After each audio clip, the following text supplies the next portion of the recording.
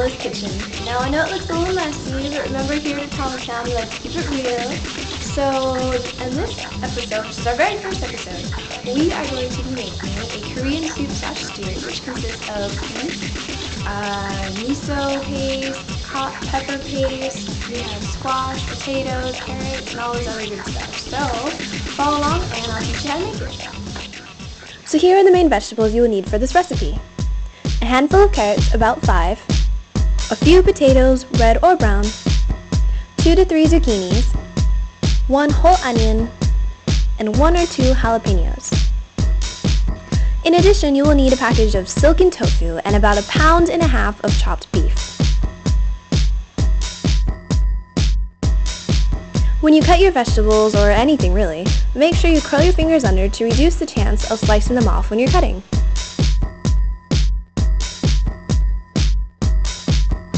With carrots, I like to cut them at an angle, but really you can cut them any way you want as long as they are bite-sized.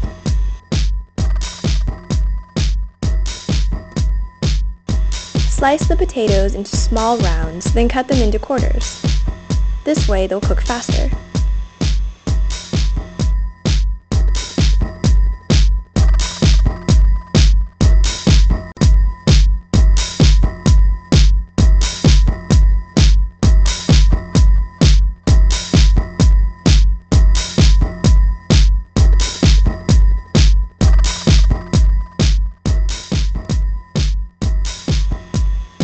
After peeling your onion, cut it in half and then slice them into small piles.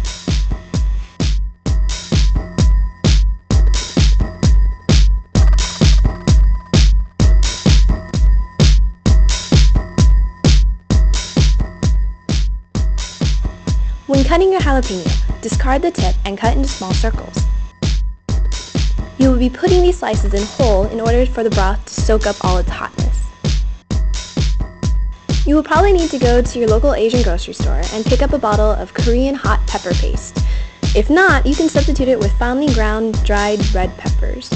To add a little saltiness and flavor to the broth, I like to add red miso paste, which is a soybean base. While you are cutting your veggies, you can begin to cook your 1.5 pounds of meat in a large pot with some oil. Once the meat is nicely brown, add water and stir so the water will mix with the meat's juices.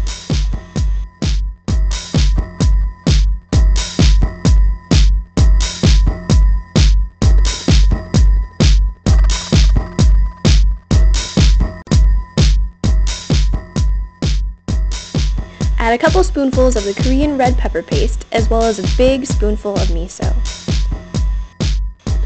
As everything begins to dissolve and heat up, carefully add your vegetables.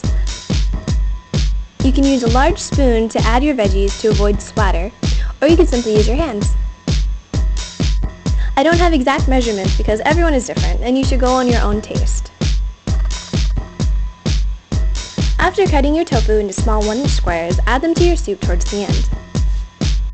Be generous when adding salt, otherwise your soup may not have as much of a kick. You're going to want to bring all of your ingredients to a low boil and just kind of have it saute for a little bit. And you're going to wait for a little while, maybe 30 to 40 minutes, for all the ingredients like the potatoes and the carrots to become a little bit soft and tender. So I kind of overestimated how much broth I wanted. So if that happens, just break out another pot, no big deal, just switch some of the vegetables over. And what you want to do, some people do actually, is they dice up garlic and they take green onions and they add it to the mixture. So really it's up to you and how you want it to taste and everything. The soup is great by itself, but is intended to go along with rice. You can pour some over your rice and pair it with some salty seaweed. Well, congratulations on making your first soup! Next time we will make mapo tofu, and I know the sauce is in a box, but there's no shame in getting a little extra help once in a while, right?